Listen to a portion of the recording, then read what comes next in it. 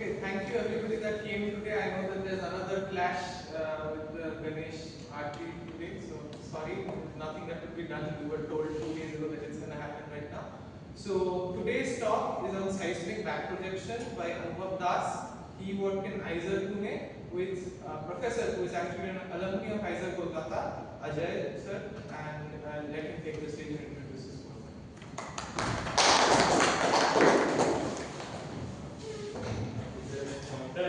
Is there a point?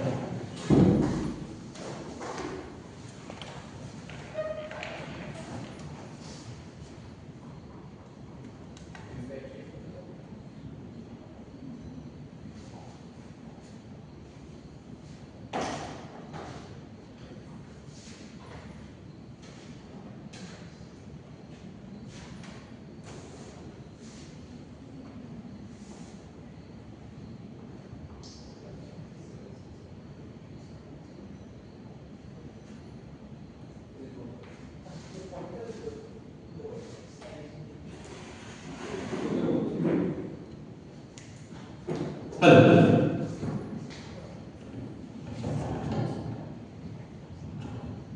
Hello. Hi.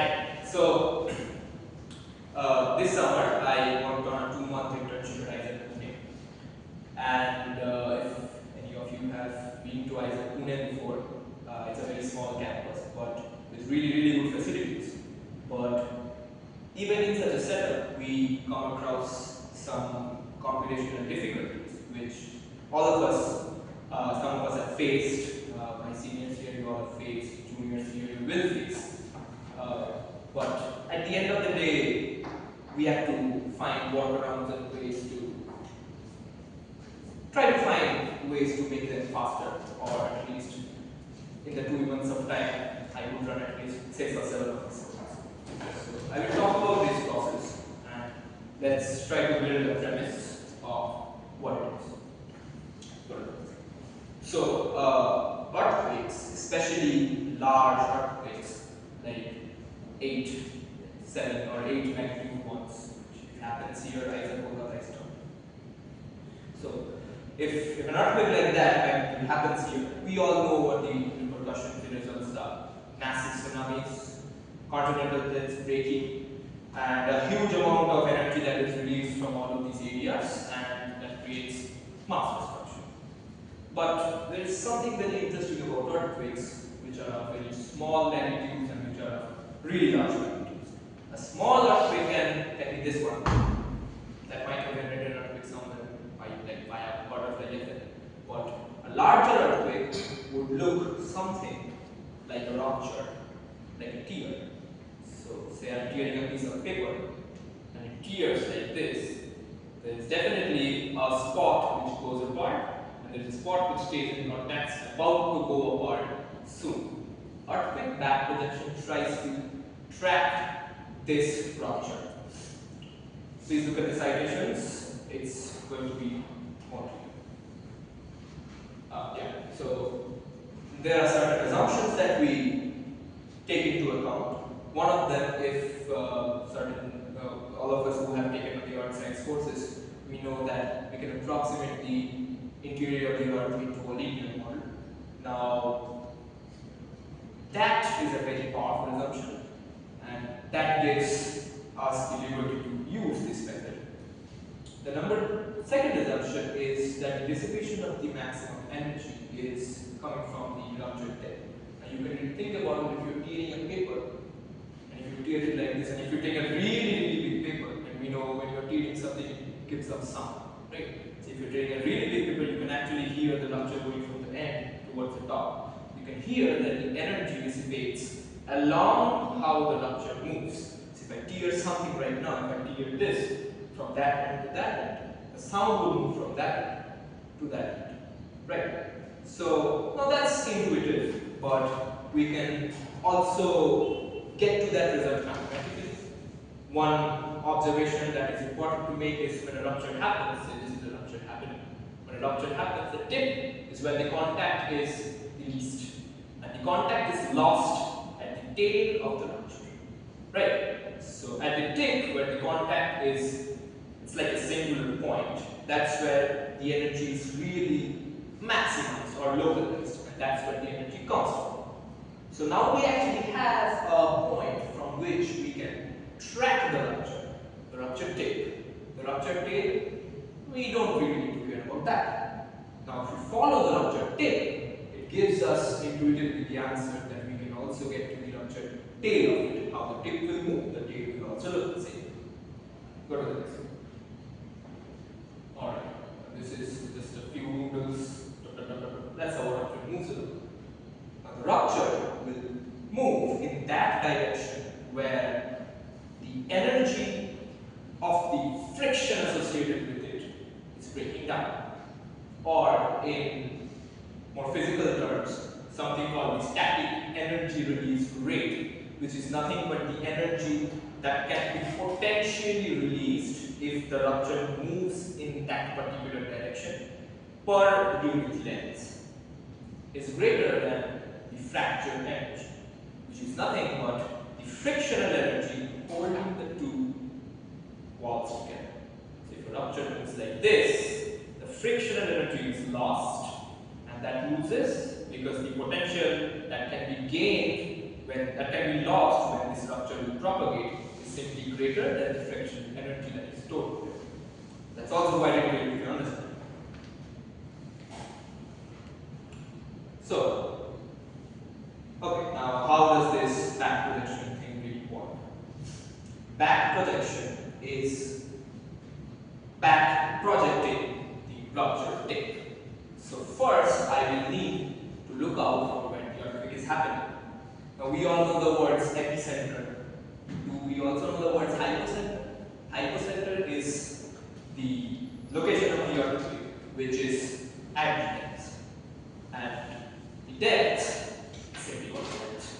So epicenter is the point on the surface directly below which the hypocenter lies. And that depth at the epicenter in latitudes and longitudes is received just a few seconds after an earthquake really happens. So all we need to do is really have a very good internet connection.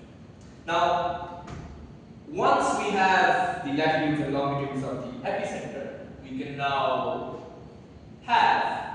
create a grid around that latitudes and longitudes, much like this. This kind of looks like wafers, or much like something like this, or computationally something like this. How is this grid created? I have this latitudes and longitudes. I will take certain extent in x direction, and I will take certain extent in y direction, and I will specify a grid spacing. With that, I can have a grid and we can move forward. Now, this is called a stacked waveform. Each of these waveforms that you see here, these are waveforms received, or waveforms in seismograms per se. Seismograms received at, say, here we have 23 stations. So we have 23 waveforms here. So there are 23 stations which have recorded this waveform, and back projection was applied on them. Now, as you can see, the waveforms are very coherent, right? They kind of have a very similar shape. The ups and downs match together. If they don't, we cannot really perform this. Now, what we're looking for is those waveforms where these ruptures, where these waveforms add up, or their cross correlation coefficient is significantly high, right? So let's give a schematic. Say this is a station, this is another station, this is another station, and we have 4 stations. Instead of 23, we have 4 stations, and there is an earthquake happening here. This is one of the waves, this is another wave, this is another wave, and say this is the 4th. All of them are going to have some characteristics. Some are going to look like heartbeats, some are going to look like broken heartbeats. But all of them, some of them add up, some of them do not. We are looking for those which add up. Now, how do we really find which ones add up? Can we go to the previous slide? At all of these grid points, Basically, we have, say, 100 grid points. That would give us 100 latitude and longitude order pairs. At all of these latitude and longitude order pairs, we find something called the time shift, this quantity t. Using that time shift, which is also called basically the travel time, that quantity, small t equals, which is the travel time. This travel time sets the offset. This waveform might not have been here, this waveform might have been here. Now say after 60 seconds, this particular station records it. So when the travel time to this would be some t plus 60. Now that t is theoretically calculated. After calculating the travel times, they are subtracted, which is this tik, and this delta tk, which is a term which we get from the cross correlation coefficient, which is another time correction. That time correction is basically used to decomplement the differences in the earth structure. Now the earth structure below right now can be some, we are on a continental crust, so it's going to be some 30 kilometers thick. It might be 40 kilometers thick elsewhere. And it might have different layers, the rocks might be different. So this cross correlation coefficient, this time correction, which we get from the cross correlation coefficient, comes in. Alpha k is our cross correlation coefficient, and for our particular study, this one we only took waves which have a cross correlation higher than 0.6. One is definitely the next. Now, how many stations did we really look for? There were 2031 stations. Out of 2031 stations, 23 of them can be used. So we can actually see that a lot of the data that we receive around us is kind of unusable. At least for this study, it is. Now, once we have the stacked waveforms, which was this SIT, this is basically the stacked beam, this is called the beam. This quantity is all of those waveforms that you saw earlier added together. So that would really give a large wave with very high peaks and very deep lows. Square that. So basically S squared. Now we know that if you have a waveform, when you square that directly becomes proportional to the intensity, the energy. What were we looking for at first place? Energy, right? So we have this back projection image created from P wave. We can have from small pp, and we can go along and we can really find more of these and combine all of them from multiple arrays and create a back projection image. That is basically the algorithm of how back projection works. Now, difficulties and the results, what really happens. By the way, this is the Japan's high net seismic array. This comprises of about 700 stations. Each of these are very expensive. One of them are at this in Mokonku. This is basically in our college. If you guys have visited it, you know it's very simple. Okay. So this is a very standard result of a back projected earthquake example. We are trying to track how a large earthquake moves around, right? So it's a classic back projection paper. It's by Ishii and Peter Shearer, which is done on the 2004 Sumatra Andaman earthquake. This earthquake happened 2 days after I was born. One of this earthquake happened on 25th April. I was born on that day. Anyway, so I was born with this small date. Okay, let's go. So now the result of this shows that the earthquake started here, energy started moving up. At 120 seconds, the energy peaks around here. At 180 seconds, the energy peaks around here, and so on. This gives us a map of how the rupture moved around in the subsurface. Right. Now, what do we get from it? First thing that we are trying to look is the rupture's length and the rupture's velocity. Now once we have the rupture's length and velocity, we can make a lot of understandings. We can get the stress drop, which is a very important quantity in understanding and classifying earthquakes, about how destructive they are, what might have been the results of them, and etc. Next. So these are the images that I created at IIT Pune, and they had a lot of errors. As you can see, there are about 90 traces. They are found using the Alaskan array, which is North America and Alaska, and it is filtered between 0.8 to 2 Hz. Changing the filter boundaries will give huge results, but we're not going to get into that. The location is roughly around here. This is Turkey, the Anatolian pit, and the Arabian pit, where the Arabian pit's absolute motion is in this direction. Here is a massive strike slip form. Next. So, this image first required me to prepare the grid that I showed in the beginning. Then it required me to prepare the beam, the stacked beam that I showed in the next one. And then it required me to take the image itself. It's a grand total of 3 codes automated to work together. Now, go to the previous one. It took me 54 minutes to prepare the grid. It took 18 minutes to prepare the beam. That's about 4 coffee breaks. And 1.5 minutes to create the image, where I scored a lot of reads. Next. Of course, my computer was really slow. It was a very fast computer actually, but it was still quite slow, based on the number of grid points were around 23,000, and all of the data were from very far away distances, and they were of huge size. The data I was working with was about 8 gigabytes. What to do? We can increase the number of cores, but a lot of our laptops don't really have a lot of cores. No cores. Now what to do then?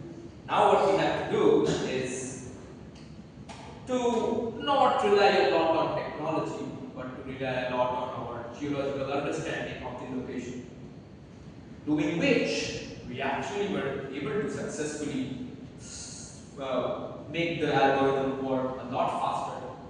And let's take a look at what the results were.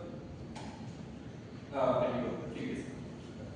So, if you remember, I said that the fault, the East Anatolian fault, has a big strike slip feature. It's this is the focal mechanism of a strike slip earthquake. Now, in a strike slip earthquake, the two plates kind of move like this. They just like this. So if you're, this is the horizontal, they just move. This is left lateral, right lateral, and so on. So if it's a strike slip earthquake, we analyzed several strike slip earthquake back projections, and we came to the conclusion that can we go to the previous another one? Previous. Yes. That the rupture has strong characteristics along the strike. Now, for some of us who do not know what a strike is, if this is my plane, strike is just this. So this direction is where my strike is. So if this is my focal mechanism, the one of the plate is like this, the other plate is like this. And the plates are, the movement is almost strictly perpendicular. Now, if you look at this, the strike is along this. That gives it's an approximate strike of 0.58, it's 58 degrees. So that's 0 degree, that's about 58 degrees. And it shows a strong correlation with the strike's direction. It's almost all of the back projected energies are coming along the strike's direction. So there's a lot of empty space here. There's a lot of empty space here, which we do not need to compute at all. But each of these computations take a huge amount of time and are cluttered in the algorithm. So, what can be done is having a strike parallel grid. Now, for this particular earthquake, since it had a high strike slip characteristic, a horizontal grid would do the job. But for certain earthquakes, it might. We will take a look how we can modify it. Now, the biggest problem here was to account for the longitudinal latitudinal changes. As latitudes progress, they go up about so if there is a latitude and 1 degree above that, it's about 111 kilometers. But longitudes do not really follow that tradition. Longitudes go with the cosine of the value of the latitudes, they multiply with that. So there is a singularity that happens at the top, which needs to be taken care of, and there is a singularity that happens at the south pole as well, which also needs to be taken care of. After taking care of them, you can see that this is not a strict parallelogram. It is kind of tapering away in this direction, and it is kind of shorter in this direction. It's longer here and it's shorter here. That just tells us that this is the correct grid to work with. Now, what were the results? When we created this grid, which is parallel to the strike, this is what it looked like. The empty space, we did not receive any results from that. We did not receive any results from here as well. First thing that we saw is it took us only 28 minutes to prepare the grid. It took us 8 minutes to prepare the beam. And it took about a minute to create the image. So I went to have a coffee and I came back and I saw my code done and I was like, wow, so it's going to be really happy. So anyways, now the second thing that you can see is the energy is a lot more localized. So we are kind of moving closer to the epicenter.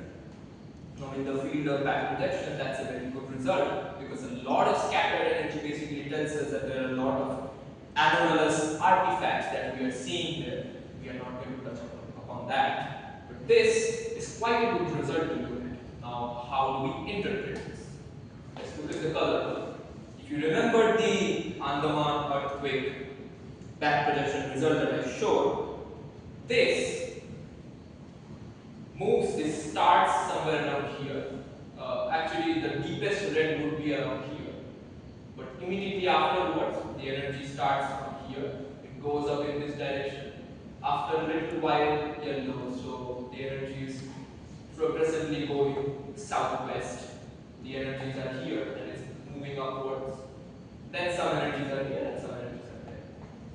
What does it give us? It gives us that the velocity with which this rupture propagated was approximately 3.5 kilometers per second. Now that's basically the crust below the plate that we're talking about has an S-wave velocity of around 2.7, 2.8 kilometers per second. That is a super shear earthquake. Now it matches well with the papers and literature that has been published, and we are kind of right on track. The STF, the source time function, also behaves well, and we see a very good correlation here. There's a you can see the darkness starts around here, which just shows that all of the correlated energies are coming, and they are kind of localized here. So, so that gives a very good result, and it has also saved a lot of time. Now, this function is creating a grid at the hypocentral depth, which was 10 kilometers for this particular earthquake. Now, if it is not a strike slip earthquake, which is going to be oblique, it's going to be something else. Now, for that, we can create a grid which is slanted, which is inclined in the direction of the fault or perpendicular to it. But before that, what we really have to look at is the behavior of backprojections done prior with earthquakes which do not have a lot of strike slip nature. But this is a modifiable function. If you're up for it, check my GitHub. Thank you. I told you it's going to be a bit small. Now, one thing that brings me a lot of pride is that I worked under an alumni of ISA Kolkata. The first thing when I went there, he was like, "Is the new campus done?" I was like, "Yes, the new campus is done. It's very pretty. You should come visit it." He was like, "No, I didn't visit it. Anyways, he's a really good person. He has done really good research, and he's been doing research in several fields. The lab group I was working was called Computational Geodynamics Lab, and the researchers from cluster dynamics, lithosphere, seismology, back projections, all of these things happen there. And yeah, that brings me a lot of pride. So thanks for listening.